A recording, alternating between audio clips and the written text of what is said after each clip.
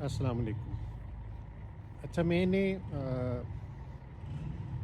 جب اس کا blood pressure کی ویڈیو بنا رہا تھا، اس میں ذکر کیا تھا جینیٹکس کا، تو اسی وقت میرے ذہن میں خیال آیا جینیٹک کے حوالے سے، جو کہ ہماری معاشرے کا بہت ایک اہم مسئلہ ہے کہ بہو نے لڑکا پیدا کیوں نہیں کیا۔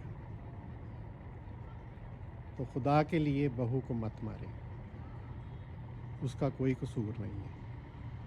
یہ میں جینیٹیکلی آپ کو سمجھانے کی کوشش کروں گا کہ یہ بنیادی طور پہ ظاہر اللہ کا حکم ہوتا ہے، اور اللہ کا حکم بھی کسی نہ کسی سائنس پہ بیس کرتا ہے۔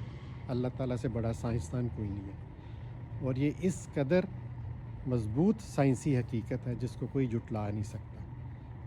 تو خدا کے لیے اگر کوئی لڑکی بیٹا پیدا نہیں کر پا رہی، اولاد تو دے رہی ہے، اور بیٹا نہ پیدا کرنے پہ اس پر مورد الزام مت ٹھہرائیں۔ اپنے بیٹے کی ایک جگہ، دوسری جگہ، تیسری جگہ، چوتھی جگہ شادی بھی اگر کریں گے، اللہ کا حکم اگر ہوگا تو وہ لڑکی ہی پیدا ہوگی۔ لڑکا اسی وقت پیدا ہوگا جب اللہ کا حکم ہوگا، اور وہ جینیٹیکلی سائنٹیفکلی ہوگا۔ اس میں لڑکی کا قصور کوئی نہیں ہے۔ کیوں؟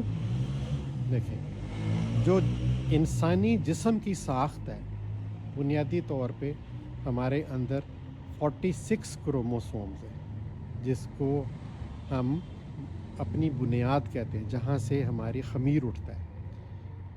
ان 46 میں سے 4 ایسے ہیں جو کہ آپ کے سیکس کروموسوم ہیں، اور باقی کے جو 42 ہیں وہ آپ کی باڈی بناتے ہیں، head to toe every thing.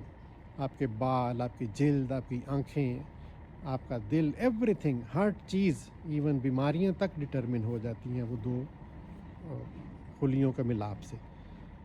تو یہ چیزیں اسی وقت طے ہو جاتی ہیں جب مادر رحم میں 2 سیلز کا، مادہ اور نر سیلز کا ملاپ ہوتا ہے، تو اسی وقت یہ چیزیں طے ہو جاتی ہیں۔ اس نے کتنا جینا ہے، اس نے کون کون سی بیماری لینی ہے، اس کی ساخت کیسی ہوگی، آنکھوں کی رنگت کیسی ہوگی، جسم کیسا ہوگا، ہر چیز اسی وقت طے ہو جاتی ہے، اور اسی کے ساتھ ہی اس کا سیکس بھی ڈٹرمن ہو جاتا ہے کہ یہ کس سیکس سے تعلق رکھے گا، میل یا فیمیل۔ تو اگلی ویڈیو میں آپ کو تفصیل سے سمجھاؤں گا کہ بنیادی طور پر یہ جو سیکس کا ڈٹرمن ہونا ہے، لڑکا پیدا ہونا یا لڑکی پیدا ہونا، اس میں لڑکی کا کوئی